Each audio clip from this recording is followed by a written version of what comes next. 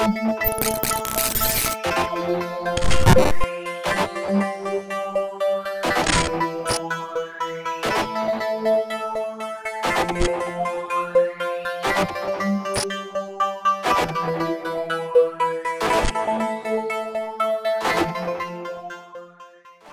moi boas tardes, benvidas e benvidos a esta nova edición de Conversas Abertas, un formato co que Compostela Aberta quere achegar temas de especial relevancia política que están na xenda municipal a todos os cidadáns desta cidade. Neste caso, o título destas conversas é Recuperando o Público, o desafío de remunicipalizar servizos. O de devolver servizos públicos a mans públicas, neste caso no eido local, é un proceso que busca inverter unha tendenza global que é a do culto ao privado, que, como cualificou Tony Judt na súa obra Algo va mal, na que o pensador británico, el sabe ben do que fala, desmonta os argumentos que sempre se din da rendibilidade e da eficiencia como sinónimos da externalización. París, por exemplo, coa recuperación exitosa da xestión pública da auga no ano 2010 é un bo exemplo disto. Este camiño está a ser seguido por outras grandes cidades europeas como Londres, Nápoles, Hamburgo ou Berlín. Hoxe, neste espazo cultural emblemático para o Goberno do Cambio de Compostela Aberta, teño o prazer de presentar o noso alcalde, Martiño Noriega. Boas, Martiño. Hola.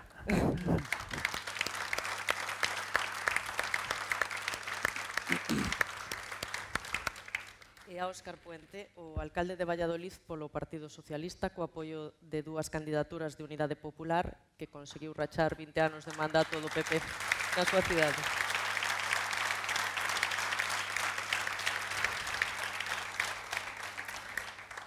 Gustaríame precisamente abrir estas conversas arredor dese feito, o da hexemonía da dereita no Estado español, que pese aos recortes tanto sociais como de dereitos, como os numerosos casos de corrupción que parece que imos normalizando, foi quen derreter o goberno central, perdendo, iso sí, 3 millóns de votos e 51 deputados desde o ano 2011.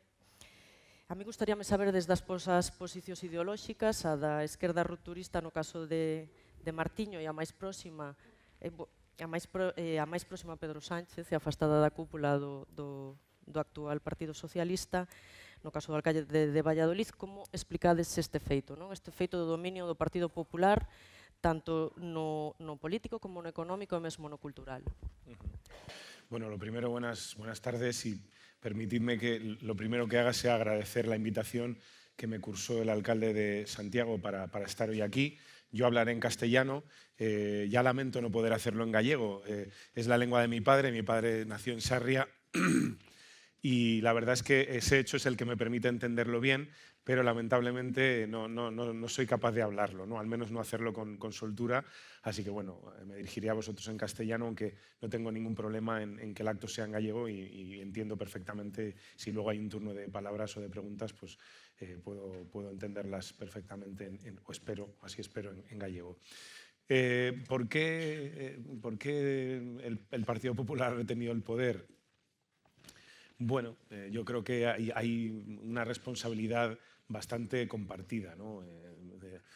O bastante extendida. En primer lugar, yo creo que la ciudadanía no le ha retirado al Partido Popular todo el apoyo que quizá mereciera que le hubieran retirado, como consecuencia de una gestión de 4 años que yo creo que es una de las peores de la historia de nuestra democracia, desde muchos puntos de vista, pero especialmente desde el punto de vista de la limpieza democrática y de las políticas sociales, ¿no? Yo creo que han sido 4 años de retroceso muy grande en nuestra democracia en materias básicas, ¿no? Quizá la primera causa es esa, ¿no? Todavía han recogido un número muy importante de votos. En segundo lugar, yo creo que hay una responsabilidad compartida en la izquierda. Por un lado, el Partido Socialista, que debería haber liderado un gobierno alternativo, yo creo que ha tenido al frente a alguien que no tenía el margen de maniobra suficiente. Esto es algo que he dicho muchas veces y, por tanto, quien me conoce sabe que lo he dicho y lo pienso. Creo que Pedro Sánchez no ha tenido el margen de maniobra suficiente, pero también creo que por parte de, no sé, tú le has llamado izquierda rupturista, no sé, a mí esas etiquetas la verdad es que me dejan un poco, no sé, me preocupan, ¿no? Pero bueno, yo creo que quizá un sector de la izquierda ha jugado demasiado a máximos, ¿no? O todo o nada, o el cambio que queremos o ningún cambio, ¿no? Yo creo que no voy a poner en la balanza qué cantidad de responsabilidad tiene cada uno, pero yo creo que estos dos factores son los que propician que la derecha esté en el poder. Y yo particularmente diría que hay de esos tres uno que resume todo, y es que la izquierda debe ponerse de acuerdo y no lo hace lo suficiente, ¿no? Yo creo que deberíamos ser conscientes de que nos separan algunas cosas. Yo creo que en el ámbito municipal quizás eso sea más sencillo de visualizar, nos separan determinadas cosas, pero hay otras que nos unen y deberíamos intentar poner por encima de las cosas que nos separan las cosas que nos unen. Desde luego, en Valladolid, el pacto postelectoral se cerró la misma noche de las elecciones con una llamada de teléfono, ¿no? Bien es verdad que llevábamos tiempo trabajando, bien es verdad que llevábamos 20 años de mayoría absoluta de una misma persona del mismo partido, y que no creo que nadie hubiera entendido que en Valladolid se hubiera prolongado 4 años más de derecha porque no hubiéramos sido capaces de ponernos de acuerdo. Pero esto que parece evidente o que pareció muy evidente en Valladolid, yo creo que debería serlo así en todas las partes en las que sea posible. Es decir, que antes que gobierne la derecha es preferible dejar algunas diferencias a un lado y que gobierne la izquierda. Al menos yo así lo veo y esa es mi opción clara, ¿no? Bueno, boa tarde a todos e a todas. Nada, antes de nada agradecer a Óscar que este aquí.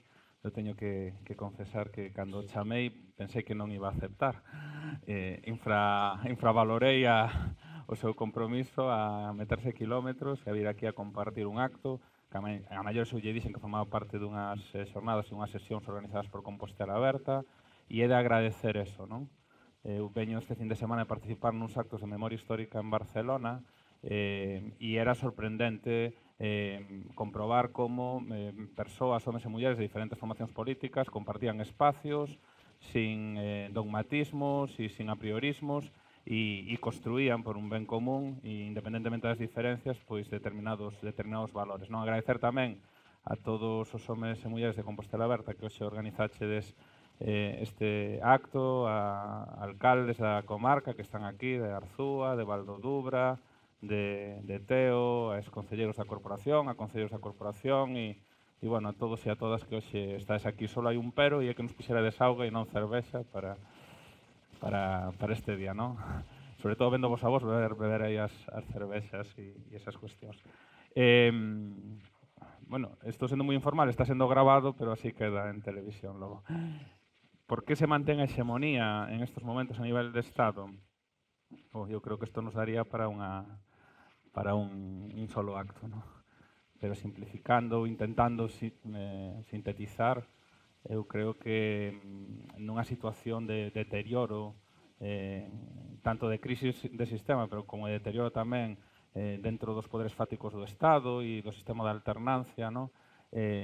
Pola parte que toca a todos os que estivemos construindo Unidade Popular ou gobernos alternativos, eu creo que infravaloramos as posicións de resistencia e os intereses económicos de determinadas élites e, sobre todo, de determinadas opcións políticas que claramente estaban ubicados en determinados intereses, non?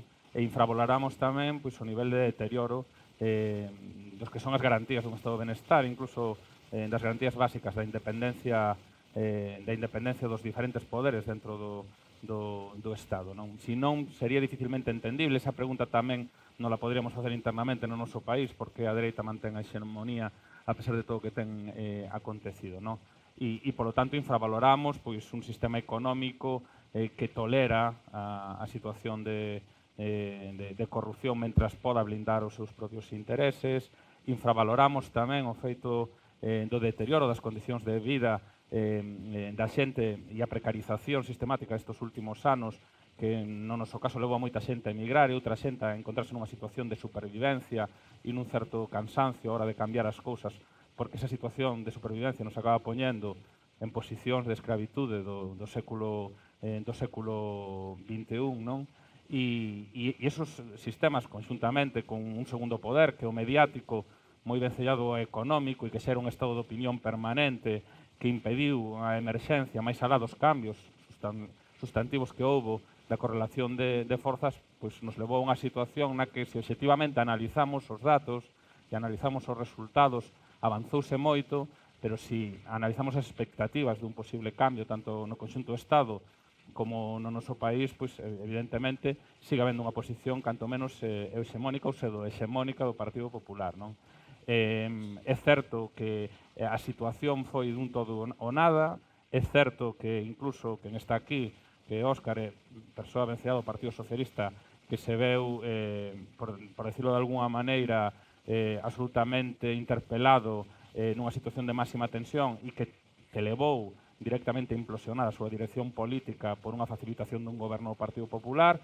Eu levo dicindo estes meses, no Estado hubo un golpe de moqueta, no Estado non houve respeto aos diferentes resultados electorais e directamente o que non deron as urnas deron os poderes fácticos e as presións que se fixeron, non?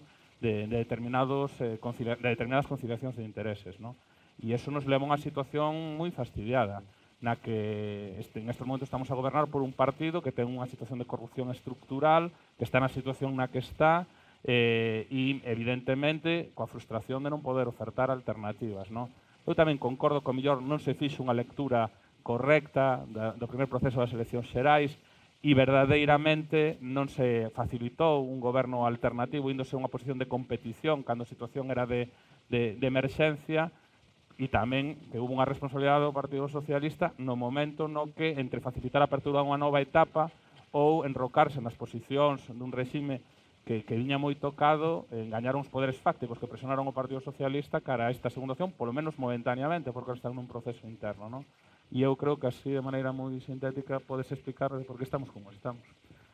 E hai unha cuestión, ao final, levamos anos, tamén a nivel europeo, con un intento de buscar unha saída pola esquerda á crise, despois de que non se fixera ningún tipo de autocrítica co que aconteceu, de construir e tecer cooperativamente entre as esquerdas unha alternativa, e é certo que eso non está a ser posible, e que é certo que a derrota en Grecia coa Sirisa e co que aconteceu despois da claudicación e determinadas situacións ou silenciamentos de posicións alternativas como que pode ser a de Portugal, pois nos leva a unha situación complicada no que ao final quen está emerxendo con forza en Estados Unidos e en outras partes de Europa é a extrema dereita, non? Porque sí que atende as condicións materiais da xente que son moi fastidiadas e ten un discurso dirixido a eles, aínda que no fondo defenda posicións claramente fascistas, non? E ese é o drama en estes momentos, non? Que se non se pudo buscar unha saída pola esquerda, non emerxan poderes fácticos que fagan que nos este gobernando unha persoa como Trump, non? E a situación tamén dos mercados, que o critican e o atacan, pero no fondo toleran porque non altera o statu quo das condicións económicas. Despois desta lectura xeral, se vos parece, centramos o tema que nos ocupa. Os gobernos municipais respectivos xurdidos tras as eleccións de 2015, tanto en Compostela como en Valladolid, levaban nos seus programas electorais a recuperación de servizos básicos comunitarios. Servizos que en moitos casos acabaran en más de monopolios empresariais, que se enriqueceron a costa de precarizar as condicións laborais dos seus traballadores e que en moitos outros casos alimentaron numerosas tramas de corrupción. Entón, eu o que vos quería preguntar en que iniciouse a remunicipalización da Hora e do Guindastre, no caso de Valladolid foi a Auga. Quería saber cal é a situación que vos atopastes ao chegar ao goberno das vosas cidades a respecto deste tema e cales foron as dificultades a hora de cumprir con esta promesa electoral. Sí.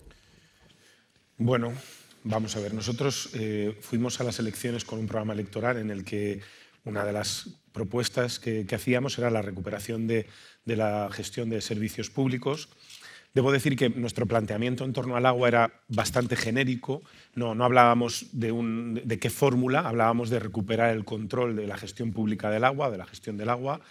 Pero bueno, yo confieso que lo afrontábamos de una manera bastante abierta. Es decir, yo tenía en la cabeza la posibilidad de una gestión 100% pública, pero también tenía en la cabeza la posibilidad de que hubiera una sociedad mixta. Lo que tenía absolutamente descartado es que la gestión siguiera siendo privada, porque entendía que después de la experiencia que yo tenía en la oposición, estuve 8 años en la oposición, bueno, pues el control sobre la gestión pública, la gestión privada del agua era prácticamente inexistente por parte del ayuntamiento. Es decir, había una empresa que gestionaba un servicio público, campaba a sus anchas y las facultades de control del ayuntamiento estaban prácticamente eliminadas, ¿no? Entonces, luego explicaré por qué he acabado siendo un fundamentalista de la gestión pública del agua. He pasado de una posición muy abierta, ahora ya soy un talibán de la gestión pública del agua, ¿no? Entonces, cuando nosotros llegamos, la primera dificultad que nos encontramos es que era muy difícil hacer un diagnóstico de cómo estaba la cuestión, porque solo teníamos un empleado de una plantilla de 3.000 y pico trabajadores municipales en el Ayuntamiento de Valladolid, pues solo teníamos un funcionario dedicado al control de un contrato complejísimo, como podréis imaginar, una ciudad de 300.000 habitantes, muy extensa y con una red de abastecimiento y saneamiento de cientos de kilómetros. Bueno, pues, y con infraestructuras, depuradora, etcétera. Bueno, pues teníamos una persona dedicada al control de eso. ¿Esto fue siempre así? No. Empezó habiendo un equipo de control, pero lo fue el Partido Popular, que fue quien privatizó el agua, a poco de entrar en el gobierno. En el año 95 entró, en el 96, 97 ya la gestión era privada.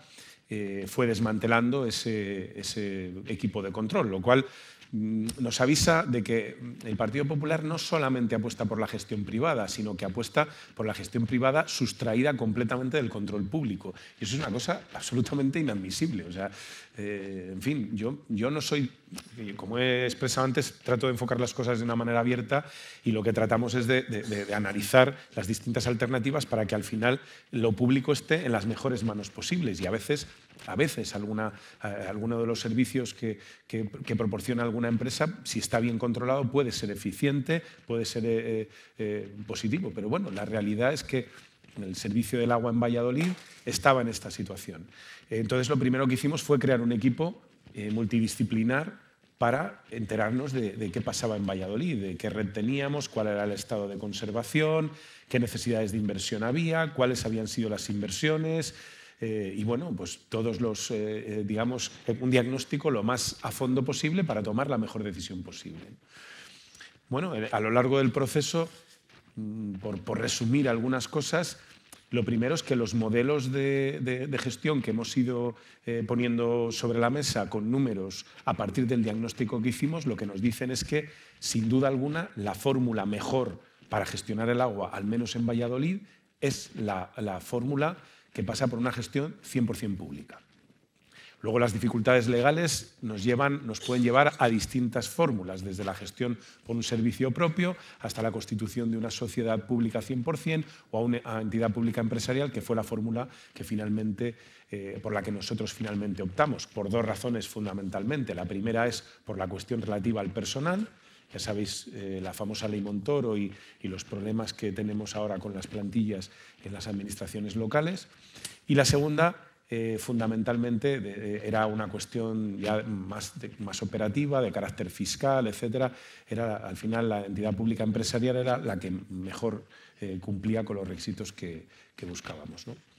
¿Por qué hemos pasado, en mi caso, porque la fuerza que a mí me acompaña en el gobierno tuvo claro desde el principio que quería una gestión pública 100%. ¿Por qué hemos pasado, o he pasado yo, me he convertido, soy ahora un converso del tema, ¿no? Bueno, pues en buena parte por una cuestión de pura esencia democrática, una cuestión democrática, más que ya solo de eficiencia en la gestión, una cuestión de principios democráticos. En este tiempo lo que he visto es que hay una empresa o un sector empresarial, que es el que se encarga de la gestión del agua, que se cree con el derecho adquirido de gestionar el agua en los distintos municipios de España, y que los representantes de los ciudadanos no tienen un derecho real a tomar una decisión sobre cómo quieren que se gestione el agua. Es decir, a este punto hemos llegado, ¿no? Lo que ellos planteaban, a pesar de que el contrato que tenían expiraba, este es un tema importante, nosotros no hemos tenido que rescatar, el contrato de ellos expiraba el 30 de junio de este año y hemos tenido 2 años casi para ir preparándolo todo, pero ellos consideraban que tenían una especie de derecho adquirido a continuar con la gestión privada, ¿no? Y eso a mí me parece gravísimo. Es decir, yo creo que es casi más grave esto que el que hagan una gestión mejor o peor, que en el caso de Valladolid tampoco es que haya sido una gestión excesivamente problemática o que haya generado una contestación ciudadana o que los estándares de calidad del servicio que prestaban fuesen malos, ¿no? Sí que ha habido un déficit de inversiones muy grande, no es toda su responsabilidad, es en parte responsabilidad del anterior gobierno, pero a mí me parece que por encima de todo eso está el que los poderes públicos decidamos cómo queremos que se gestionen los servicios públicos. Es así de básico. Y como en este camino lo que nos hemos encontrado es una actitud absolutamente hostil en todos los frentes para que pudiéramos llevar a cabo esa decisión, he llegado al convencimiento de que lo mejor es que estas empresas, al menos ahora, se vean privadas de esta gestión, como mínimo para que recuperemos un principio básico en democracia, que es que la gestión de los servicios públicos la deciden los representantes de los ciudadanos, no las empresas. Yo, creo que en el caso de Valladolid contamos con la ventaja de que el contrato expiraba, creo que una recuperación de la gestión es más compleja y tenemos la suerte de que de momento la justicia nos está dando la razón. Traigo aquí fresquito un auto del jueves pasado, hemos recibido 4 demandas. Ha sido Aguas de Valladolid la que ha interpuesto una de las demandas, la otra ha sido la Asociación de Empresarios de la Confederación Vallisoletana de Empresarios, la decisión que menos entiendo, porque las empresas de gestión de agua generalmente no son locales y además generalmente privan de contratos que sí se pueden hacer con las empresas locales y que no se han estado haciendo. Contratos de renovación de la red, obviamente la mayor parte de las obras las hacen empresas locales. Como no se han hecho obras, durante 20 años apenas han trabajado en Valladolid, ¿no? También nos lo ha recurrido la Asociación de Empresas Gestoras del Agua en toda España y, por último, nos lo ha recurrido el Ministerio de Hacienda a través de la Abogacía del Estado. Ya tenemos un auto que deniega las medidas cautelares que solicitó Aguas de Valladolid. Es un auto muy interesante. Luego, si queréis, comento algunos aspectos que me parece que son, yo creo que muy significativos y muy relevantes. Estamos a la espera del auto que resuelva las medidas cautelares solicitadas por la Abogacía del Estado. Es el mismo juzgado y algunos de los argumentos que ha empleado ya yo creo que valen para lo que ha planteado la Abogacía del Estado, pero en fin, el horizonte, en medio de todas las dificultades, parece que se puede despejar y el 1 de julio nuestra idea es comenzar, justo al día siguiente de expirar el contrato, con la gestión pública del agua. A las dificultades judiciales que os comentaba se añaden algunas de tipo fáctico que también me han llevado a este dogmatismo sobre la gestión pública, ¿no? Y es que la propia concesión dice que los contratos toda la documentación es propiedad del ayuntamiento, que la empresa adjudicataria tiene que atender todos los requerimientos de documentación e información que provengan de la Administración, pero desde hace unos meses la empresa adjudicataria se niega a proporcionar ningún tipo de información al ayuntamiento, ni siquiera las nóminas que paga de los trabajadores del agua, con lo cual bueno, pues nos sitúa en un escenario de dificultades de hecho para asumir la gestión a partir del 1 de julio. Entonces, todo esto a mí, bueno, resumido, me lleva al convencimiento de que tenemos que ir a la gestión pública de los servicios públicos, como mínimo retomar el control. Espero que acabar con la tutela en la que nos encontramos por parte del Gobierno central, desde la Ley Montoro. Es indecente que los ayuntamientos estemos tutelados por el Gobierno de España, que no tengamos soberanía ni autonomía para tomar decisiones en el ámbito de nuestras competencias y, por tanto, creo que la mejor fórmula es la gestión pública. Y he llegado a este punto desde una posición muy abierta, pero en parte son las propias empresas que gestionan esos servicios públicos las que me han llevado a este convencimiento a partir de la experiencia que estoy adquiriendo con todo este proceso. Sí, antes falábamos de que non se fixera, por decirlo de alguma maneira, autocrítica, non? Despois do que aconteceu hai 5 ou 6 anos ca crise económica. Todo o contrario, non? Eu creo que o ataque á autonomía local e a búsqueda de espacios de negocio na autonomía local ten que ver con un paso adiante dun modelo económico que claramente non fixo propósito de emenda, senón que é todavía máis agresivo. En estes momentos todo está feito para que ningún concello recupere un servicio. Son todo facilidades para externalización e dificultades para a recuperación de servicios. Eso é así. Nós, durante a campaña electoral, non xeramos falsas expectativas. Eu viña dun proceso de recuperación do servicio de auga no Concello de Teo, xe está aí Rafa Sisto, que é o actual alcalde, que foi o principal impulsor e a persoa que traballou ese proceso de municipalización no lado político e técnico, e sabía das dificultades. 2 anos para recuperar o servicio e aínda non sei como fixemos, Rafa. Non sei como fixemos. Eu creo que porque todavía non estaban avisados. Estaban despistados. Porque agora as resistencias e as reticencias á recuperación son moito maiores. E isto non é únicamente a posibilidade de recuperar soberanía ou de prestar servicios directamente dende os concellos, non? Senón, moitas veces, case a posibilidade de fiscalizar a prestación desos servicios. Falemos claramente, grandes multinacionais prestan a maior parte dos servicios. Os concellos teñen moitas dificultades para fiscalizar que esa prestación é correcta. Non teñen persoal, non teñen recursos e claramente existen grandes intereses económicos. O Concello de Santiago ven dunha última legislatura onde a maior parte dos casos de corrupción danse en torno ás concesións e ao sistema de concesións. E, polo tanto, evidentemente, nos tínhamos que afrontar o proceso con seriedade, sin xerar expectativas e sendo conscientes de que non se trata dunha decisión política. E boa parte que nos toca. Nos levábamos na xenda a recuperar, municipalizar a Ourego Guindastre? Non. É dicir, recuperamos o servicio de asistencia xurídica que estamos prestando directamente en estes momentos no Concello, se prestaba a través dun bufete que cobraba un mínimo de 100.000 euros ao ano ao Concello e logo iba por número de pleitos e o que nos rondará porque nos están facendo reclamacións por outros pleitos que iban fora da tarifa plana, recuperámoslo con letrados propios do Concello. Pero ahora é a grúa e iniciamos o proceso de recuperación do servicio despois dunha sentencia judicial que anulaba a concesión e con un informe que decía que non era posible, non había que darlle a concesión á seguinte empresa no concurso. Entón, nos vimos na obriga de inicialo. E a priori un di, vale, un servicio de hora e grúa, un servicio polo cal a empresa lle pagaba ao Concello, ora non, porque pleitearon un canon de 9.000 euros mensuales, debe ser canto menos rentable. E a maiores nos pode permitir facer políticas de mobilidade, de bonificacións, de ordenación e sacar un servicio da pura especulación ou da recadación. Eso é a lógica, non? Se nos están pagando, non hai ninguna multinacional ou ninguna empresa que sea unha ONG e que lle teña que pagar ao Concello 9.000 euros ao mes. Bueno, pois levamos 16 meses de proceso.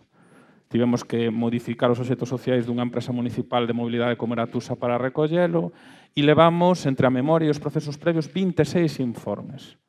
26 informes. E nunca son suficientes. Xurídicos, memorias, auditorías, sempre se nos pide máis, non?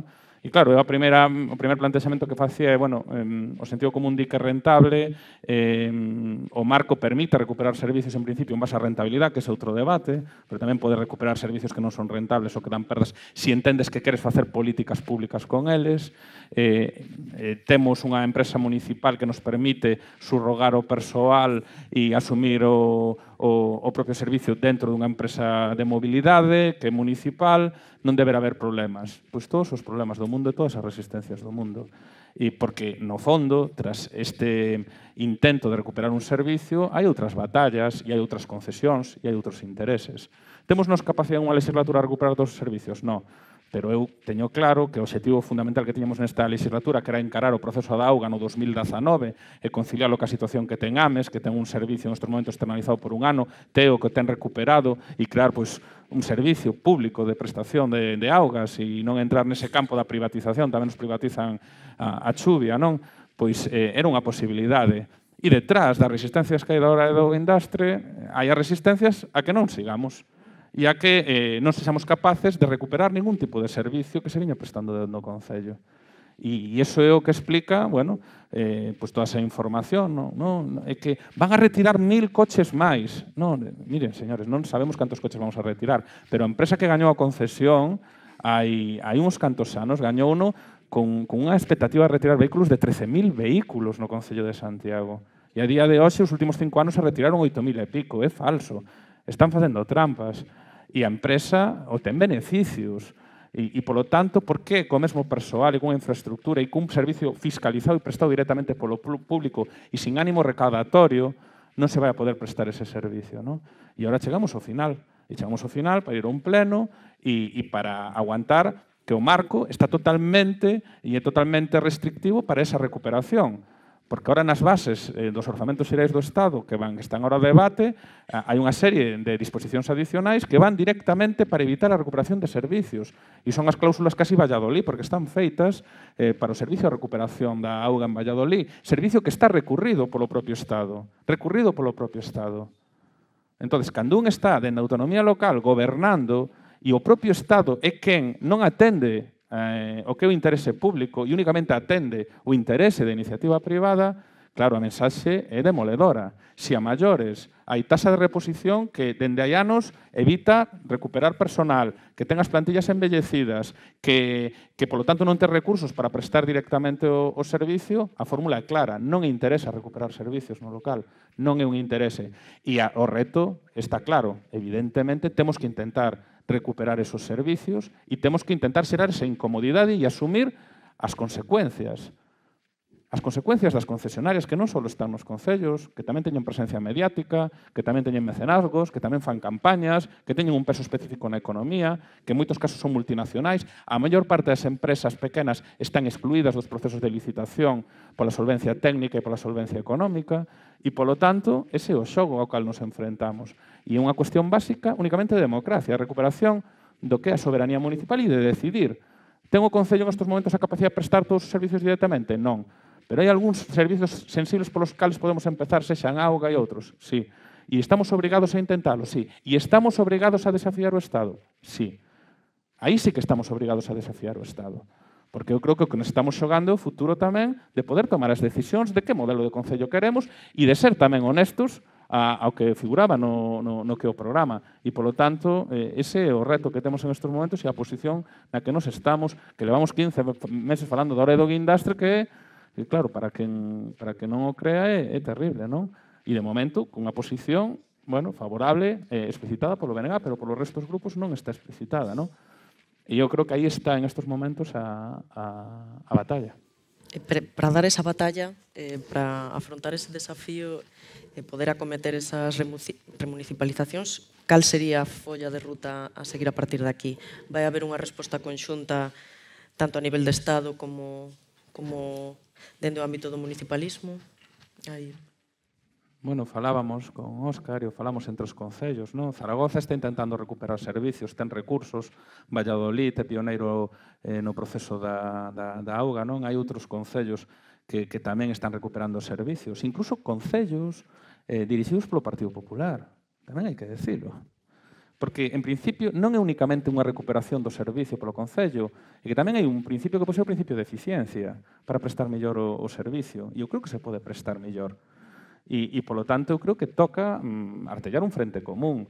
E, claro, a cuestión é, se hai un problema de débeda pública e os concellos aportan o 3,5% dese volumen de endebedamento público do Estado, por que as normas e a normativa e a xurisprudencia, o marco legal máis restrictivo tense aplicado estes anos sobre os concellos cando non é, por decirlo de alguma maneira, o causante do problema de débeda pública?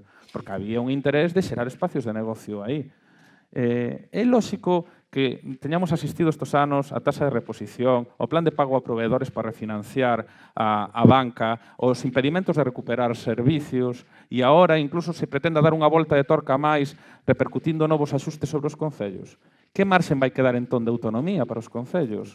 Eu creo que nos vai un pouco o futuro e creo que estamos obrigados de alguma maneira a cooperar, pois, tanto na Federación Galega de Municipios, a nivel estatal na FEM, e estamos obrigados de alguma maneira, os concellos que teñan unha mínima sensibilidade con este tema, a decir que por isto non pasamos. E o comentaba hoxe nun xantar, e acampar diante do Congreso se fai falta. Claro, es que... Yo lo he propuesto. Es que... Claro...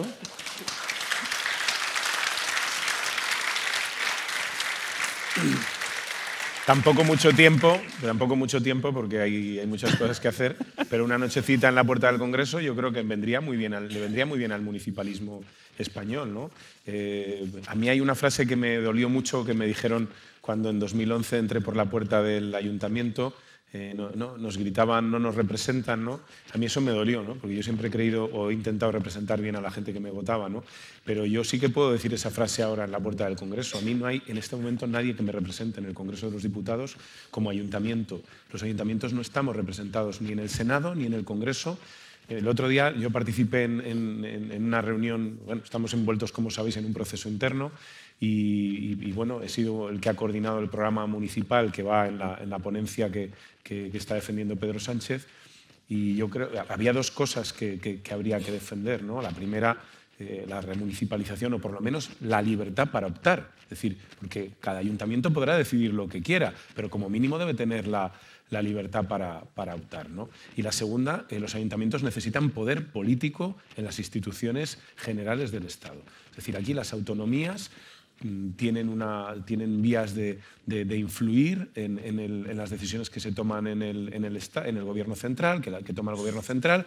Incluso hay partidos que tienen una implantación territorial y que están presentes en el Congreso y que defienden los intereses de sus territorios. Claramente en este momento el País Vasco, yo que tengo un problema con el soterramiento del ferrocarril en Valladolid, claro, cuando le oyes decir al ministro de Fomento que va a soterrar el tren, aunque no sea verdad, pero que lo diga en el País Vasco y lo haga o lo ofrezca a cambio de un apoyo en los presupuestos, te das cuenta de que, bueno, que hay territorios que tienen esa presencia y tienen esa influencia en la toma de decisiones. Los ayuntamientos no tienen ninguna, hasta el punto de que a los ayuntamientos se nos ha impuesto una normativa, que es la Ley Montoro, que nos impide tomar decisiones y se nos ha impuesto contra nuestra voluntad. Y yo creo que una de las cosas que se debería hacer en este país, si vamos a una Cámara Territorial de verdad, si el Senado se convierte de verdad en una Cámara Territorial, es que ahí tendría que haber una representación de los ayuntamientos. Y esto lo dejo ahí, lo he puesto en el documento de Pedro, ¿no? Pero yo creo que los ayuntamientos tienen que estar ahí representados, no solo las comunidades autónomas, ¿no? Y tienen que tener capacidad de influir en la normativa para que no pasen las cosas que están pasando. Entonces, yo creo que la hoja de ruta, de momento, desde mi punto de vista, a nivel global, es que los ayuntamientos nos organicemos. Mañana iba a haber Consejo Territorial de la FEM, se ha suspendido por un problema personal del presidente de la FEM, pero desde luego yo, una de las propuestas que iba a trasladar es esa manifestación en la puerta del Congreso, que yo creo que los ayuntamientos ya estamos tardando en hacer y que creo que les hacemos un favor a nuestros vecinos si nos plantamos allí y reivindicamos otro trato, ¿no? Porque al final no estamos pidiendo para los alcaldes, no estamos pidiendo para los concejales, estamos pidiendo para los vecinos y las vecinas de los municipios. Si nosotros, yo tengo 28 millones de euros de superávit este año, no sé vosotros cómo estaréis, 41 millones de remanente de tesorería, y no lo puedo gastar. Fijaos que es tremendo, ¿no? Porque, claro, con la actual normativa, que haya gobierno, si hay gobierno, estamos atados de pies y manos, pero si no lo hay, estamos más atados todavía. Porque cuando hay gobierno y hay un presupuesto, hay unas leyes de acompañamiento que al menos nos permitían hacer inversiones financieramente sostenibles. Este año, estamos ya casi en mayo, y no sabemos si vamos a tener inversiones financieramente sostenibles, ni siquiera sabemos si vamos a poder hacer obras con ese dinero para mejorar los servicios públicos. Entonces, esta es una situación que ya no se puede aguantar más. Esta tutela no se puede soportar y tenemos que intentar unirnos y dar una respuesta a esto, o por lo menos ejercer alguna presión diferente de la que se ha venido ejerciendo hasta ahora, ¿no? Pois vamos a dar paso agora ás vosas intervencións. Se alguén quere facer algunha pregunta ou algunha reflexión, está o micro por aí.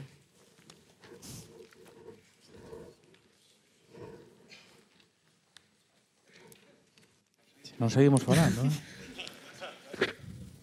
Pero logo nos din que non somos participativos.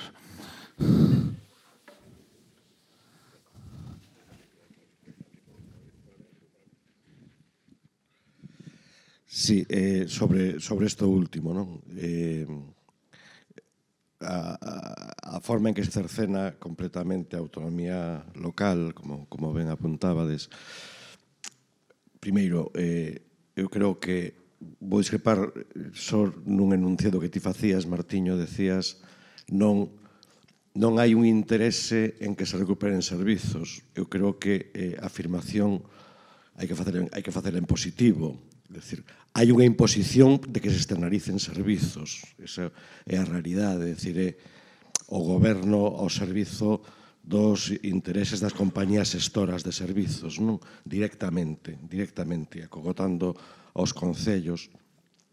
O tema do remanente é un tema sangrante. Hai concellos, o Concello de Ames, por exemplo, o remanente acumulado en este momento en tesourería equivale ao 17% de todo o orzamento municipal. É unha cantidade, un impacto bestial, non? Que ese diñeiro non pode ser tocado é alucinante. Claro, ten unha justificación. Este ano se cumpriron os obxectivos de déficit en base precisamente ao superávit xerado para as corporacións locais, non? O 0,6% de todo o Produto Nacional Bruto. Eu podo entender incluso o interese do goberno en cadrar as contas que as contas municipais, pero moi ben, unha vez cadradas as contas, que problema hai en que se utiliza a tesourería? Porque a tesourería xa non está no sistema contable. O remanente de tesourería xa non forma parte do sistema contable, do cómputo de débeda, non? E o mellor, o que propoñía Óscar, non? A solución constitucional a brasileira, digamos, a de un Estado federal na que forman parte dese Estado federal as partes federadas, os Estados federados, pero tamén as corporacións locais, ese é o modelo en Brasil, o mellor si sería un xeito de blindar esa autonomía local, non? Nada, simplemente facer estes apuntes por abrir lume. Si, eu... Non, que eu estou me acordando que o sábado tive un encontro tamén con Barcelona en Común e falábamos, non? Antes das municipais, que eu anunciaba públicamente que me iba a retirar a Illa da Arosa, iba a bombardear a ponte e non sair dali. E ao final acabei en esta maravillosa aventura de Compostela Aberta. Estive en xente de Marea Atlántica asesorando sobre o marco legal da administración local e tamén cos de Barcelona en Común. E o que lle decía é que non sabedes a onde vades. Co cal o meu é máis grave por antes estaba aquí. Porque, resumindo, é dicir, os concellos non teñen autonomía no planeamento. É dicir, están tutelados en calquer medida de ámbito urbanístico a nivel autonómico, en principio, polo principio, bueno, do ben común e polo principio un planeamento no país, pero ao final a maior parte dos plans que autorizou a Xunta no país están tumbados e non existen ferramentas de planeamento, co cal no país campa moitas veces a especulación e logo acabamos facendo amnistías para os amigos e para legalizar todas as edificacións ilegais.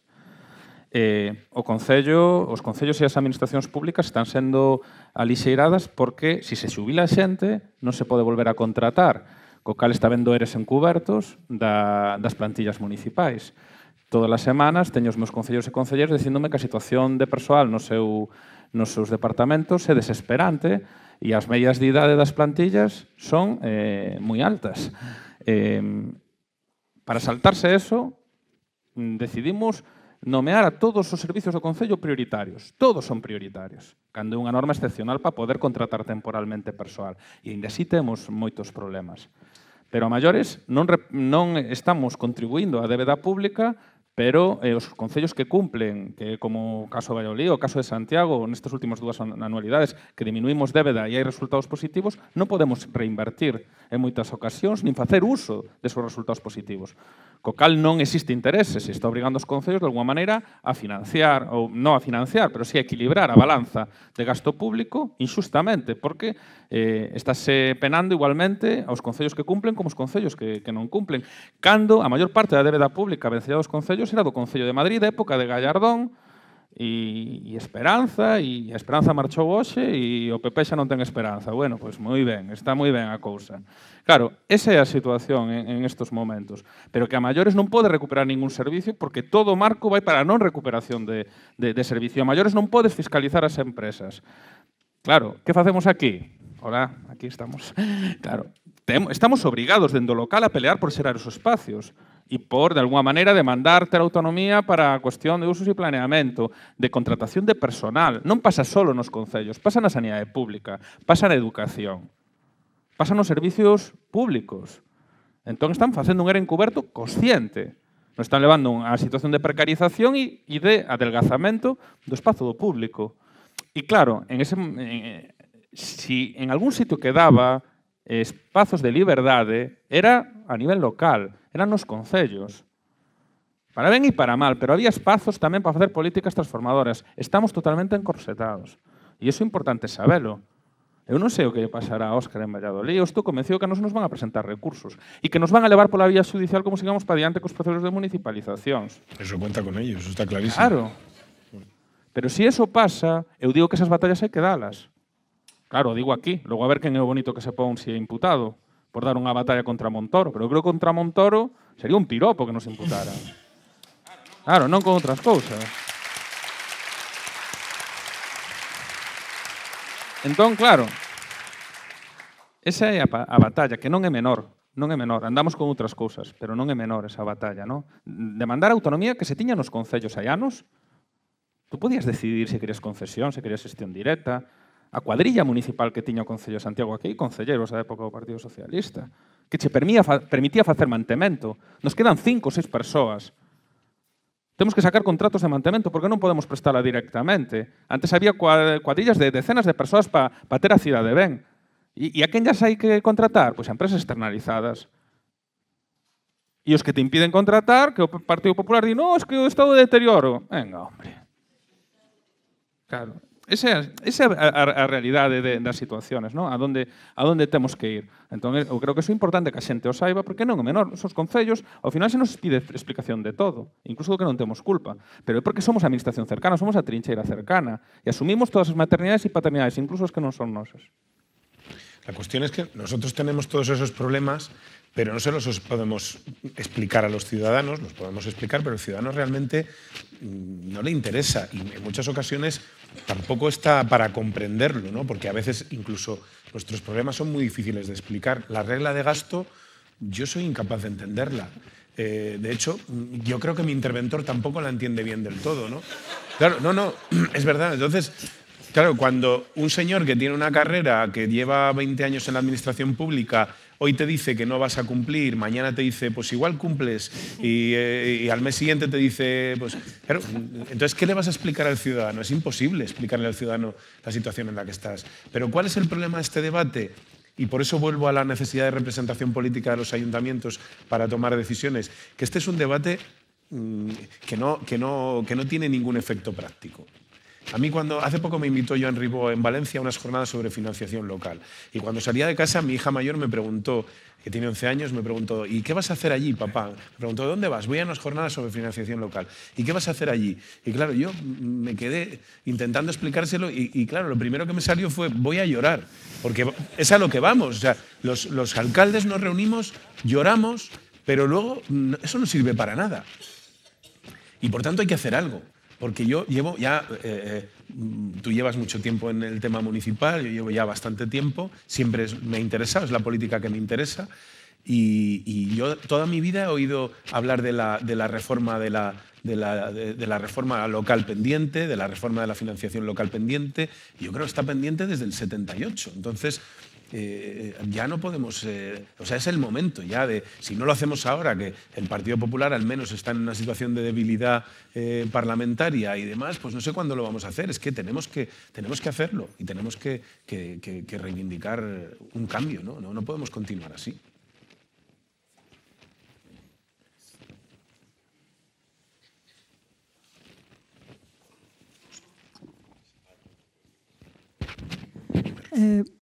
Bueno, moitas grazas, porque realmente é moi interesante. Eu quería preguntar, porque na remunicipalización hai como dúas dimensións. E unha é toda esta cuestión xurídica ou legislativa que estades comentando. E eu creo que a outra, e acabas de referirte ti, de explicarlle a xente, é o relato, a narrativa que temos que facer para que realmente, ainda sendo complicado, non? Para que a xente comprenda que é máis eficiente a xestión pública, o que dicía Óscar, de que ele é un converso. Agora, por qué? Porque toda a narrativa dominante, non, vai no sentido de decir que é moito mellor a xestión privada. Entón, creo que, bueno, non sei se pensades que nesto hai algunha posibilidade, aparte de, como dicías ti, pasar do estadio de chorar o seguinte, pois que acción. Eu son Marilar, de Compostela Aberta.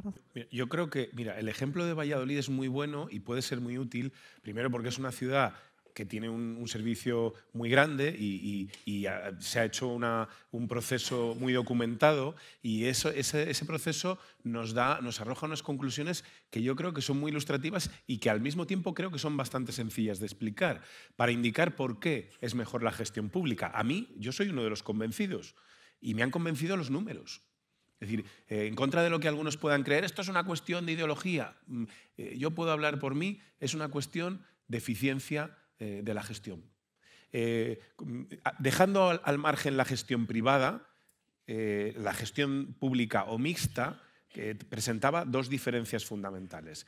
¿Qué ventajas tenía la gestión mixta? Que tenías un socio capitalista que te aportaba recursos vía canon y al mismo tiempo te aportaba conocimientos de una materia que en principio pues tú no los tienes. Aquí nosotros en el Ayuntamiento de Valladolid, como he dicho, teníamos un funcionario dedicado al control del contrato y por tanto no sabemos de gestionar el agua. Esas son las dos ventajas. Pero claro, cuando te pones a echar números y a estudiar la cuestión a fondo, te das cuenta de que esas dos ventajas decaen por el propio peso de los hechos. En primer lugar, el socio capitalista pone dinero, sí, pero también lo recibe.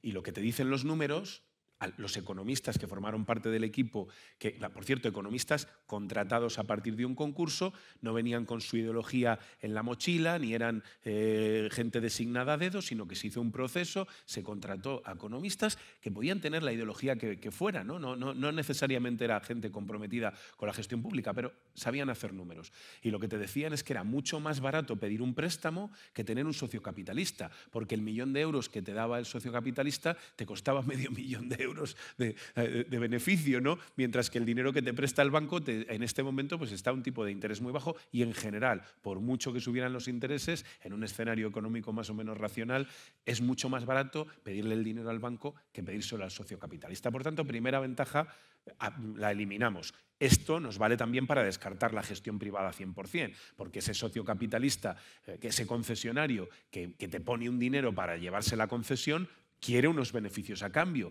y eso te sale muy caro también, ¿no?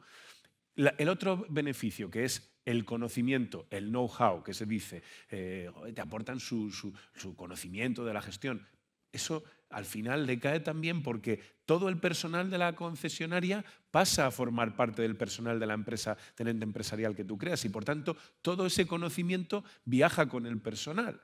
Es verdad que hay cosas que están centralizadas, tema laboratorios, etcétera, pero eso se puede subcontratar. Es decir, el que tú asumas la gestión pública del servicio no quiere decir que no puedas subcontratar alguna, como puede ser incluso hasta la recaudación, la informática, como haces con otras cosas, ¿no? que es más difícil que tú, o que es imposible que desde una administración las puedas poner en marcha. Por tanto, en el caso de Valladolid, nosotros teníamos un diagnóstico que es que necesitamos para los próximos 15 años poner las infraestructuras del agua en Valladolid en perfecto estado de revista, necesitamos 218 millones de euros. La forma más rápida y mejor de conseguirlos era a través de la gestión pública del agua. Por tanto, con los argumentos de los liberales, que son liberales pero están todo el día pendientes del boletín oficial a ver qué pescan, con el argumento de los liberales, lo más eficiente es la gestión pública, es la que más beneficios le reporta a quien lo gestiona y que más posibilidades le da de reinversión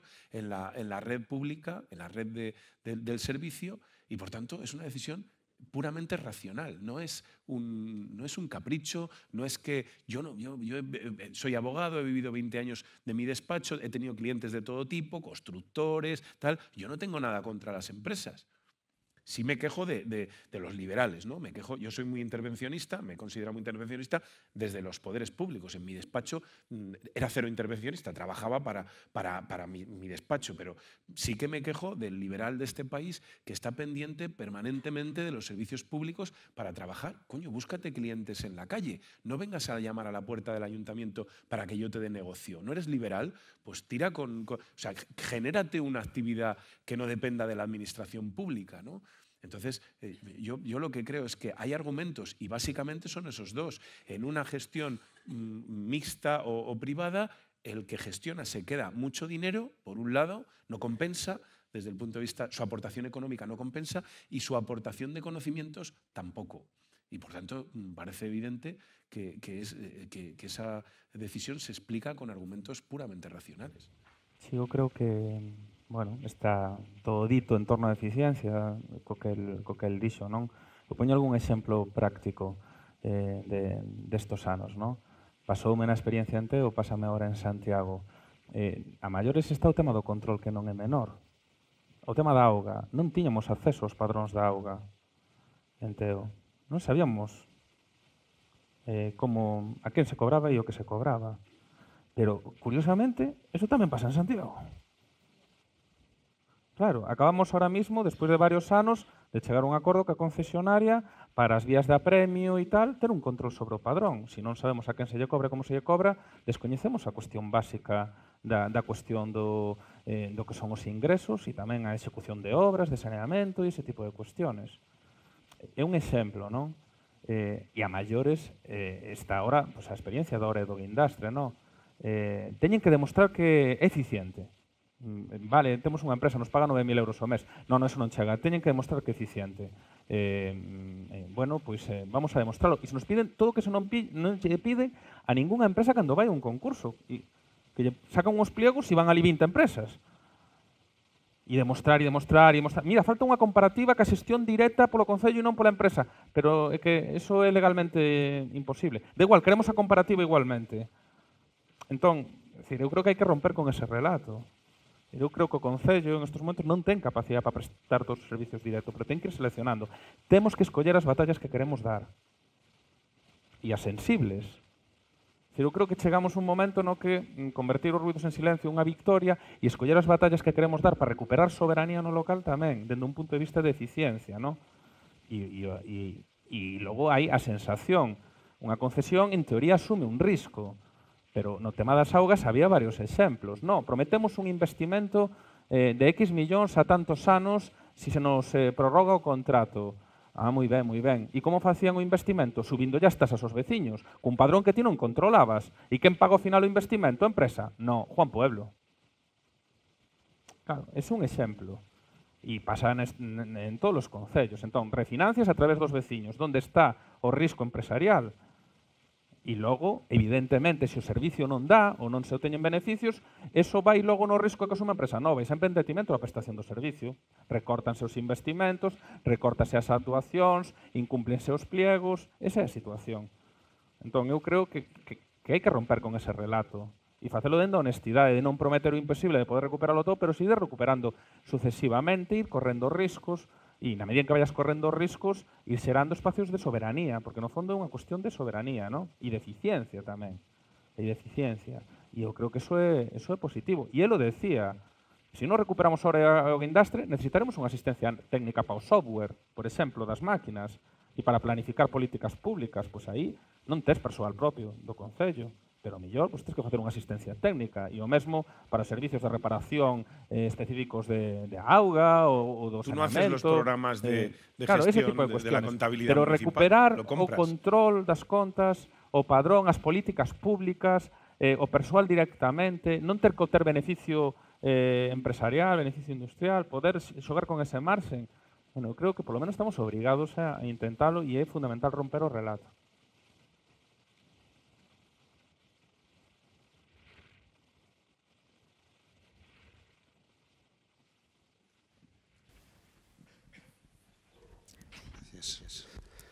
Hola, boa tarde.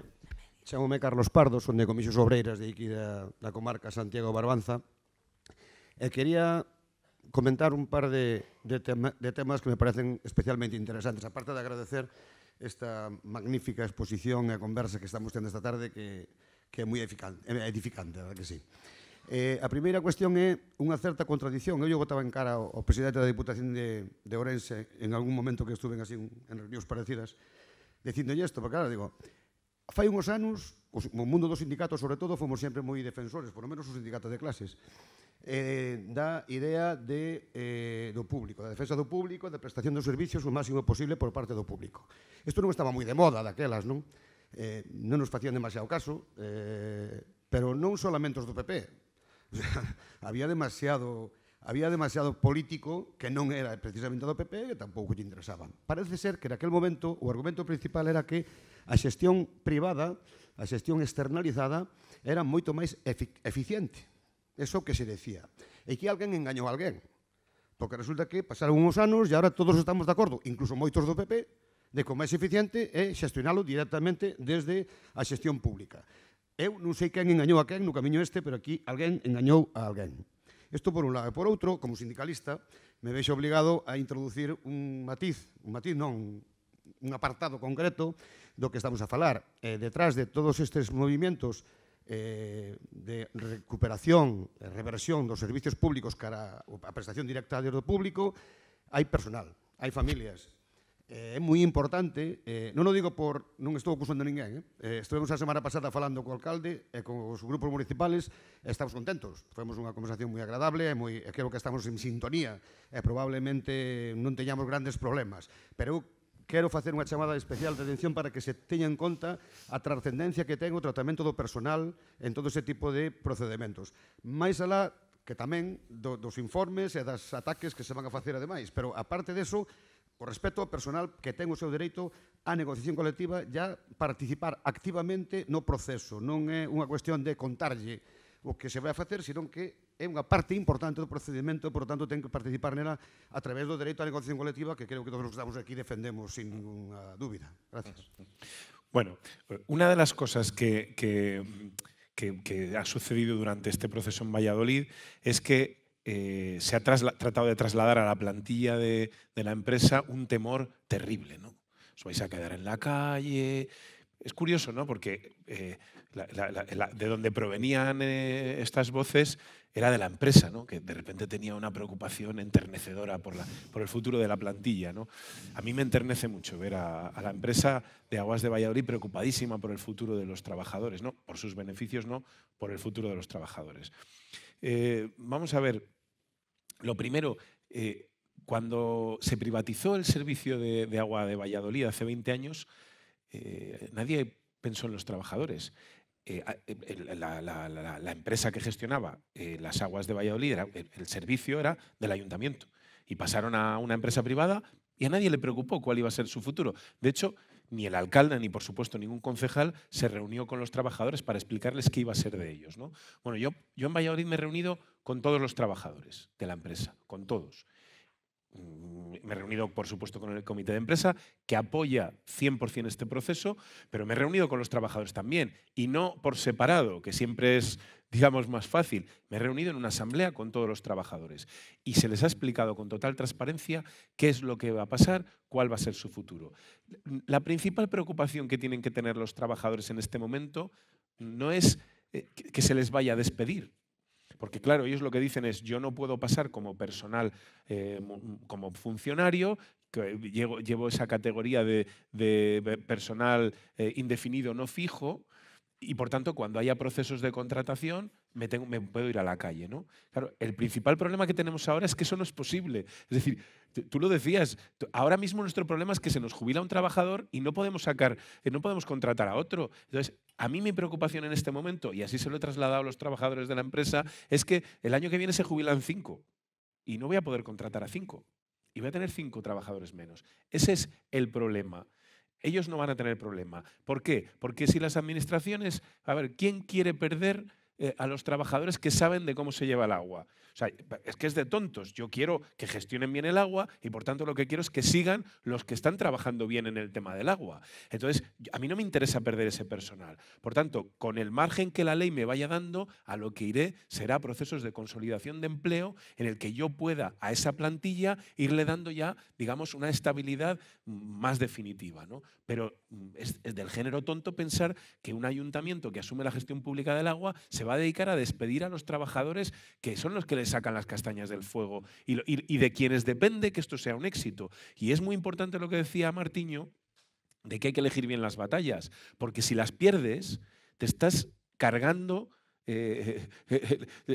la aventura que has querido iniciar. Si a ti esto te sale mal, yo quiero ganar las próximas elecciones en Valladolid. Si a mí me sale mal esto, pues tendré más dificultades. Por tanto, yo soy el primer interesado en que esto salga bien. Y por tanto, necesito la implicación de los trabajadores de esa empresa. Pero fíjate, Decía antes lo del auto, porque una de las cosas que están tratando de argumentar tanto la abogacía del Estado como la empresa es que, bueno, por un lado les preocupa mucho el futuro de los trabajadores, pero por otro lado están diciendo que no les podemos subrogar como consecuencia de la ley de estabilidad presupuestaria y recurren el acuerdo del Pleno, ¿no? Y este auto tiene un argumento que es muy interesante, porque lo que dice es que realmente nosotros no hemos acordado la subrogación de los trabajadores. Nosotros creamos una entidad pública empresarial que va a gestionar el agua. Y lo que dice es que la subrogación de los trabajadores se produce por imperativo del artículo 44 de su estatuto, que tiene un rango de norma superior a las leyes Montoro y a las leyes presupuestarias. Y por tanto, que no nos hagamos los sesos, no nos devanemos los sesos con este tema. No es de la jurisdicción contenciosa administrativa ni es una cuestión administrativa. Es una cuestión que compete a la jurisdicción social y que es allí donde debe ventilarse. ¿Qué es lo que hace la Administración? La Administración ha tomado una decisión, que es que va a gestionar públicamente su servicio. ¿Qué dice este auto? Que puede hacerlo, porque no hay nada en la ley que lo impida. Ni hay ninguna razón de estándares de calidad, etcétera, que le impidan hacerlo. Perfectamente lo puede hacer. ¿Que luego hay una subrogación de trabajadores? Sí, pero eso es por imperativo de la ley laboral, ¿no? Lo dice claramente. Los efectos que produce la extinción de los contratos de concesión son los que posibilitan la aplicación de lo dispuesto en el artículo 44 del Estatuto de los Trabajadores, debiendo tenerse en cuenta, en todo caso, que la subrogación por el titular del servicio en los contratos laborales que tiene la entidad recurrente no es una decisión que resulte directamente de los acuerdos recurridos, sino que la misma se produce por aplicación del artículo citado, correspondiendo a la jurisdicción social siempre que se cuestione ante la misma la decisión sobre el alcance de la subrogación que debe producirse. Por tanto, aquí se acabó la cuestión, al menos si este criterio se consolida en el ámbito jurisprudencial. No deben preocuparse los trabajadores por su futuro y yo creo que todo, la razón, la lógica y la propia ley nos llevan a que los trabajadores pasarán a subrogarse a la empresa que gestione el servicio público y con el tiempo se irá a procesos de consolidación de empleo, que es lo que le interesa a la Administración con el personal que sabe de lo que está trabajando. Esa es la... Y por tanto, que no haya esos temores, ¿no? Y sobre todo cuando yo creo que las voces que alarman o alertan sobre una posible inestabilidad laboral provienen de la misma concesionaria, yo creo que hay que ponerlas en cuarentena porque evidentemente a la concesionaria le importa un pimiento lo que pase con la plantilla. Yo lo tengo muy claro. Bueno, eu creo que acaba de decirlo todo, non? Incluso polo marco vi aos compañeros do comité de empresa e dos sindicatos mover a cabeza e un pouco reproducían a conversa que tivemos hai uns días, non? No fondo tamén incluso os procesos a través de empresas municipais públicas axudan ao que ti comentabas, non? A transmisión dos traballadores entre empresas, o artigo 44, eu creo que está claro, non?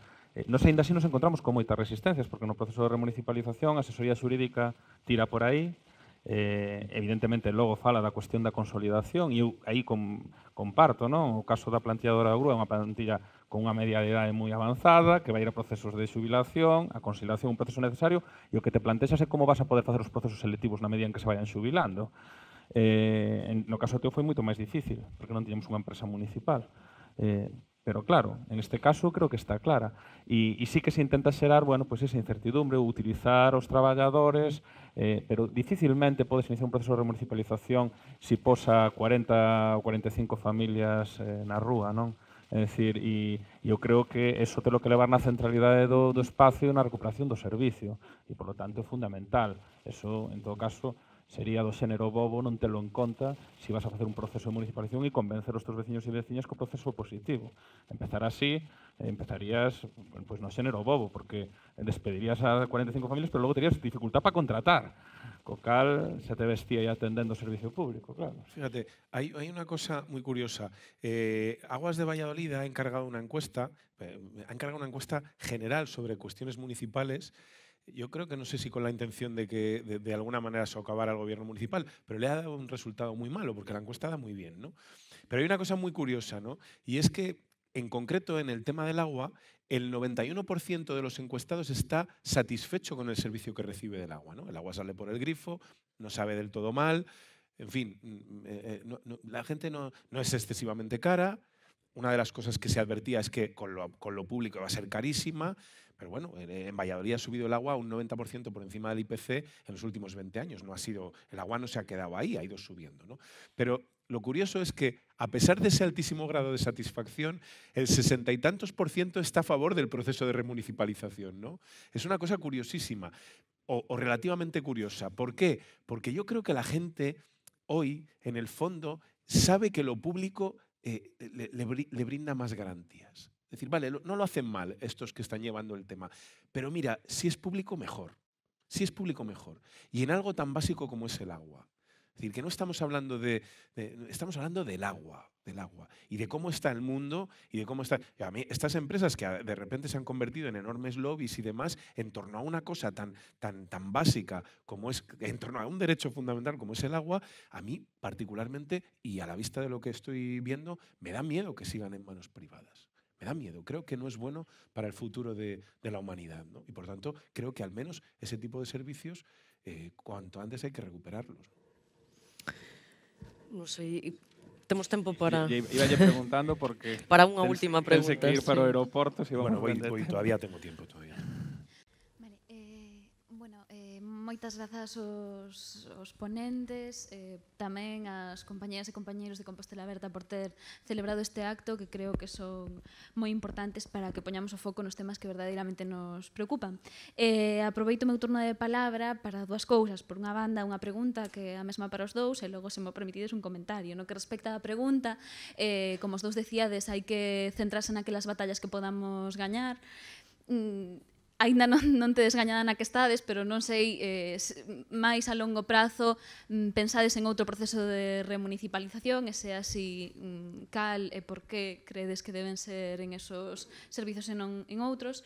E logo o comentario moi breve, eu creo que esteñamos, que esteades os dous participando neste acto, é un síntoma positivo de que non todo está perdido, non? Temos tempo para reforzar a colaboración tanto nos concellos como nos parlamentos donde estamos, como tamén, por suposto, no Congreso, donde temos que ter en conta a correlación de forzas que hai para ver que a lei de acompañamento de Montoro non é algo que xa se aprobara e que aínda hai que dar esa batalla. Entón, nese senso, sobre todo, a Óscar, moitos azos, oxalá nas filas socialistas se impoña a sensatez e poida ser a colaboración de todos, o reforzamento da unidade popular a que bote abaixo as leis que van en contra dos intereses da maioría social. Yo, a ver...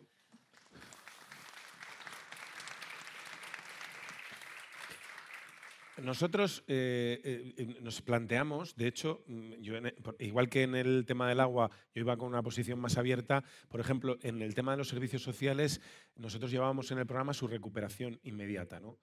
Y no lo hemos podido ni intentar, por varias razones. La primera, el Partido Popular licitó los servicios sociales poco antes de las elecciones para 4 años, con lo cual nos veíamos obligados a entrar en un proceso de rescate, con todo lo complicado que es eso, y el daño para las arcas públicas, ¿no? Que también pues tenemos que tenerlo en cuenta, ¿no? Segundo, también la intervención municipal, igual que ha hecho un informe favorable para lo del agua, ya nos advirtió que no lo veían, que con los números y lo que habían ido analizando pues no lo veían, pero bueno, preguntabas qué otros servicios, en el caso de Valladolid, tenemos el autobús es 100% público, es una empresa, es una sociedad pública, la recogida de basuras es también enteramente pública y ahora el agua, espero, a partir del 1 de julio también es pública, con lo cual digamos que hay un grado ya de gestión directa de los servicios públicos muy alto. Pero, por ejemplo, para mí los servicios sociales será, digamos, una aspiración prácticamente central, ¿no? En parte porque creo que es otro de esos servicios que requiere que digamos, no prime el beneficio empresarial, sino que prime la calidad por encima de cualquier otra cosa. Y yo creo que una administración va a mirar menos, obviamente, el beneficio que la atención que proporciona, sobre todo, por ejemplo, a las personas mayores, ayuda a domicilio, teleasistencia, canguros, etcétera, ¿no? Y segundo, porque creo que el personal, los trabajadores de ese sector están especialmente maltratados desde el punto de vista laboral. Es decir, yo creo que tienen muy malos sueldos y tienen unas condiciones laborales bastante penosas, ¿no? Y creo que eso la Administración pues, no lo debe consentir. Es decir, yo creo que como mínimo, si no se remunicipalizan cosas, como mínimo habría que garantizar que las personas que trabajan para el Ayuntamiento de manera indirecta, a través de una empresa, tengan unas condiciones laborales lo más dignas posibles, ¿no? En eso nosotros hemos estado intentando, dentro de que no hemos podido recuperar, sí que hemos llegado a acuerdos para mejorar los contratos que había y mejorar las condiciones laborales de las personas que estaban prestando esos servicios, ¿no? Pero yo creo que sí, que la aspiración de que esos servicios sean enteramente públicos, nosotros desde luego la mantenemos y cuando tengamos la oportunidad pues nos meteremos en esa batalla. Ahora estamos enfrascados en esta y la tenemos que ganar para garantizar que otras batallas futuras pues puedan tener éxito. Sí, bueno, eu, si son sincero, cando accedimos á responsabilidade de goberno en Santiago, no horizonte entendía que o principal reto era a xestión da auga. Remataba contrato en 2019, logo outras concesións teñen contratos e relacións contractuais que é moi difícil romper, por indemnizacións, parecíame un tempo como para afrontalo, dada a dimensión, e entendíamos que ese era o gran reto, non? É certo que, claro, estamos xa con asesoría xurídica municipalizadora, guindastre, e non sei que virá máis, porque están caendo moitas sentencias e ao mellor nos vemos, bueno, con situacións sobrevidas. Pero onde non podes chegar nunha legislatura para recuperar servicios, evidentemente tens que poñer mecanismos de fiscalización, non? Dedicar traballadores en segunda actividade para fiscalizar, introducir cláusulas sociais na licitación, ese tipo de cuestións que son importantes, non? E a mí non se me escapa que se nós, nunha cuestión menor como ora o guindaste, non se nos deixa remunicipalizar, non se nos vai deixar remunicipalizar ningún outro servicio. Porque os informes que alertan de que non é posible, alertan para isto e para outro tipo de cuestións. E, polo tanto, ese é o reto, non? Non xerar grandes expectativas de que non temos capacidade para recuperalo. Os poderes aos cales ten frontas son de batallas superlativas en cada momento, non? Nos aí pouco tivemos un encontro en Madrid que foi cando nos coñecimos, ainda que tamén na sexta, despois da... Nos conocimos el día de la toma de posesión. Eso, o día que saín da festa de Compostela Berta e acabei ali nun plató en la sexta pensando por que non estaba na festa de Compostela Berta, claro. E nos coñecimos ali e logo nunha mesa en Madrid onde había tamén un compañero, un alcalde do PSC, que non lembro a localidade, en Tarrasa. Tarrasa está tamén en el proceso de remunicipalización. Si traemos ese alcalde aquí, conta a historia das presións familiares e persoais que está tendo e as ameazas por recuperar un servicio, dirías ti, lo soprano, é dicir, os pitufos. E claro, esa é un pouco a cuestión, non? Non podemos infravalorar. Decía antes de escoller as batallas, pero tampouco infravalorar determinados poderes e saber hasta onde podes chegar. Eu creo que é fundamental gañar esa hegemonía que Óscar comentaba, da opinión pública e ir recuperando servicios. Nós non partimos de tan boa situación. É certo que hai unha empresa pública para o turismo, en Colsa, hai unha empresa pública para a xestión dos aparcadoiros que TUSA vencea tamén o transporte e que agora estamos intentando vencer tamén agora o guindastre, e logo está o auditorio como ente autónomo cultural, pero o resto dos servicios están todos externalizados. E algún servicio concentrado en unha man empresarial, moitos dos servicios. Xestión deportiva, parte do transporte, mercado de gando, pazo de congresos, nunha única empresa. La cultura... Entón, claro, eso é... ¿Tenéis teatros públicos del ayuntamiento en Santiago? Sí. ¿Y los gestionáis vosotros directamente o todos los tenéis? De maneira mixta. Algúnha parte de persoal técnico e tal vai externalizada, pero sí, o auditorio, hai personal propio do auditorio e tamén vence o teatro. Pero claro, esa é a cuestión, non? Entón, bueno, eu creo que debemos ir paso a paso e ao mellor dentro de 2 anos estamos con outros procesos e non o sabíamos aquí. Nos agora é o guindastre e as outras non, millóns sobrevidas, claro. Había máis peticións de palabras, pero unha máis. Sí? Sí.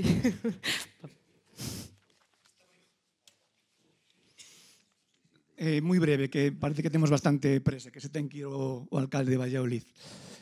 Falabas antes, Óscar, das alternativas á xestión privada e falabas da xestión mixta.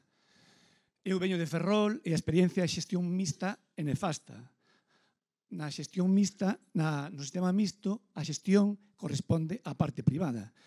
No caso de Ferrol, o Concello non tuvo nin capacidade de cesar ao xerente, que teñen minoría de bloqueo, cando foi a famosa crisis da auga, que estuveron 3 días sin auga en Ferrol. Por iso creo que a experiencia de Ferrol e de outras cidades, polo que nos informamos, a xestión mixta non é unha alternativa á xestión privada. Creo que ten todos os factores negativos ao sistema mixto. Por iso que digo, porque a xestión real corresponde a... No caso de Ferrol, ten o 51% o Concello, pero a xestión real corresponde á parte privada e non ten ningún tipo de capacidade de xestión. Pero quería che preguntar, falabas da entidade pola que vais a apostar para a xestión da auga, que nos explicases por que apostades polo sistema público empresarial e non por outro tipo de xestión. Bueno, respecto de lo primero, de la empresa mixta, yo también estoy convencido de eso. Nosotros tenemos una empresa mixta que es la que gestiona los cementerios de la ciudad. Tenemos el 51% del capital y el 49% lo tiene Ferrovial. Claro, ¿qué pasa en la práctica? Que Ferrovial tiene más, porque en el Consejo hay concejales del PP y siempre votan con la empresa, ¿no? Claro, es un problema. Entonces, me imagino que en Ferrol, bueno, en todos los sitios donde hay gestión mixta, pues hay que contar que en ese órgano de gobierno va a estar la corporación y, por tanto, la empresa siempre va a contar con ese apoyo, ¿no? Me preguntabas por qué el EPEL. Bueno, fundamentalmente, y no lo he dicho antes, por el personal. Es decir, entendíamos que tenía una doble ventaja, la fiscal y también el tema de la posibilidad de asumir a los empleados. Vamos a ver. Si hubiéramos optado por un modelo de gestión directa desde un servicio municipal, no hubiéramos podido integrar a la plantilla. Si optábamos por una sociedad, no hubiéramos podido cobrar el agua, porque el agua ahora es una tasa y una sociedad no puede cobrar tasas. Por tanto, optamos por esa fórmula que nos permitía, por un lado, la ventaja que nos daba la sociedad a la hora de subrogar al personal, pero por otro lado, nos daba la ventaja que tiene un servicio directo municipal de poder cobrar la tasa. La EPEL, la empresa, el ente público empresarial, puede cobrar la tasa y al mismo tiempo subrogar al personal.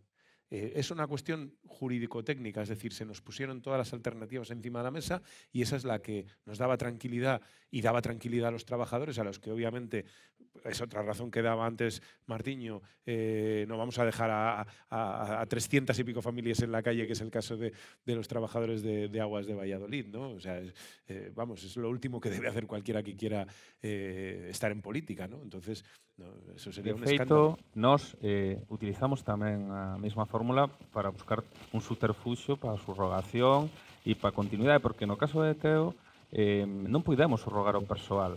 Evidente, o persoal sigue, pero tuvo que ir cunha reclamación xudicial e tuvo que presentar unha reclamación xudicial pola cal nos polo principio de precaución decidimos mantelos para non duplicar logo plantillas a futuro.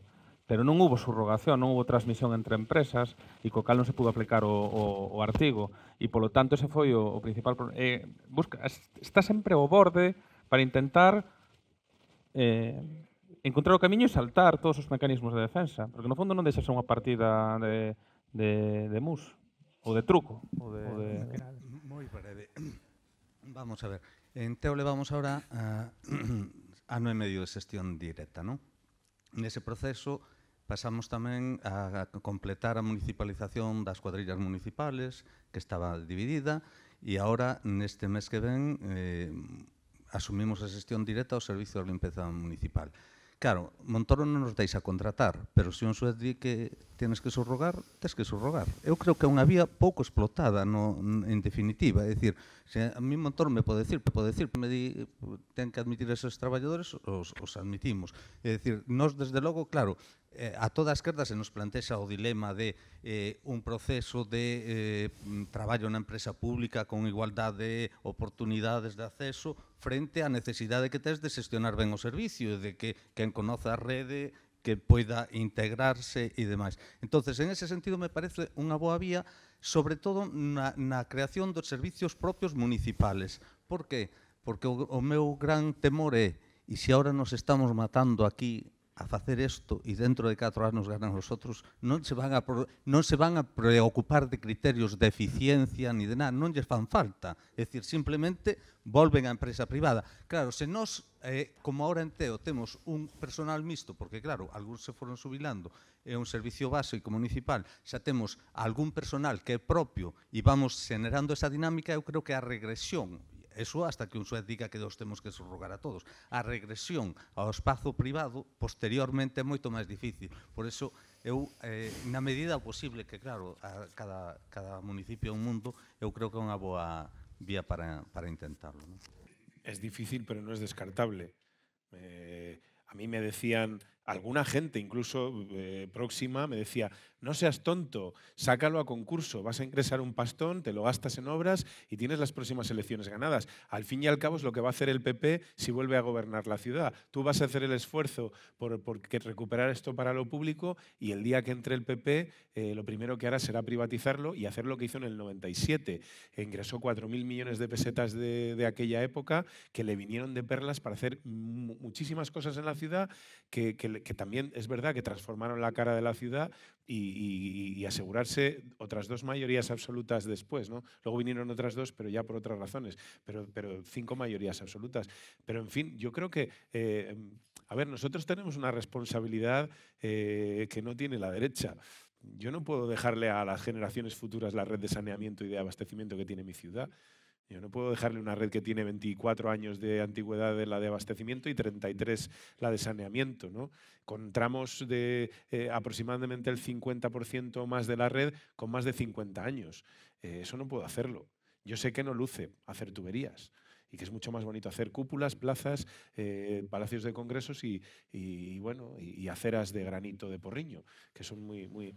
Pero claro, es que yo no soy el PP. Yo tengo otra forma de ver las cosas. Entonces tenemos que trasladar otra... Tenemos también que educar a los ciudadanos. Yo creo que cuando esto se explica, nosotros este esfuerzo sí lo estamos haciendo, decir, oiga, para nosotros lo fácil sería seguir como está esto. Ingresamos un dinero, nos dedicamos a poner jardineras y va todo fenomenal. Pero miren cómo está la red, lo primero, hemos hecho público. Miren, afortunadamente hay una cosa que está pasando en Valladolid que a la gente le ha concienciado y es que tenemos reventones constantemente. O sea, hay que andar abriendo calles porque, claro, la red está muy mal. Entonces, ¿qué quieren ustedes? ¿Que sigamos con estos problemas? Tendremos que afrontarlo, ¿no?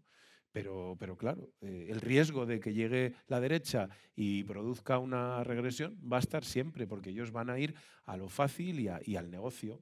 Y nosotros, pues obviamente, tenemos otros criterios, ¿no? Ahora sí que temos que... Sí, yo creo que porque sí. si no perdemos o avión. Nada, para rematar, sí que me gustaría facelo cunha cita de Tony Judd, a quen citaba ao inicio destas conversas, que di que o resultado das privatizacións é unha sociedade eviscerada, devolverlle as constantes vitais ao corpo social e, como se falou aquí, o obxectivo último da remunicipalización dos servizos. Moitas grazas, alcaldes, e moitas grazas a todos e a todas pola vosa presencia e participación.